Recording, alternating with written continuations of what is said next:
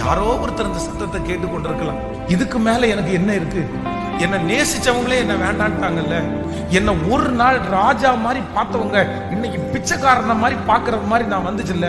நான் தோல்வியே அடையாத ஒருத்தன் இப்ப முதல்ல இவங்களுக்கு முன்னாடி கை கட்டி நின்னுட்டு இருக்கேன்ல. இதுக்கு மேல என்ன இருக்குது? என் பிள்ளை இப்படிப்பட்ட ஒரு பேரை எனக்கு சம்பாரிச்சு கொடுத்துட்டால, என் பையன் இப்படிப்பட்ட ஒரு பேரை சம்பாரிச்சு கொடுத்துட்டால, இதுக்கு மேல எனக்கு என்ன இருக்குது?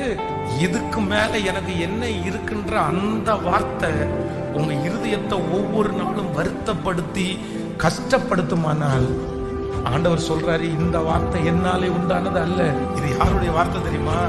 இந்த உலகத்திலேயே நெகட்டிவ காமிச்சு நம்மளை அழிக்கிறவன் சத்துரு. விசுவாசத்தை விதைச்சு அதற்கு தண்ணி ஊத்தி வளர்த்துகிறவர் நீங்களும் நானும் ஆராதிக்கிற கர்த்தர்.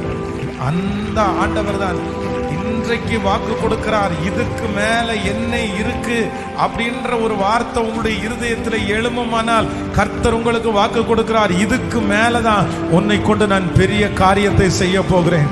உன்னை கொண்டு நான் செய்ய போகிறது அதிசயமான காரியம். உன்னை கொண்டு செய்ய இன்னும் நிறைய காரியத்தை நான் வைத்திருக்கிறேன். நீ பிழைத்திருந்தால் போதும், நீங்க சுகமா இருந்தால் போதும், சகலமும் உங்களை தேடி வரும், உன்னிடத்தில் வந்து சேரும். நான் பயப்பட மாட்டேன்.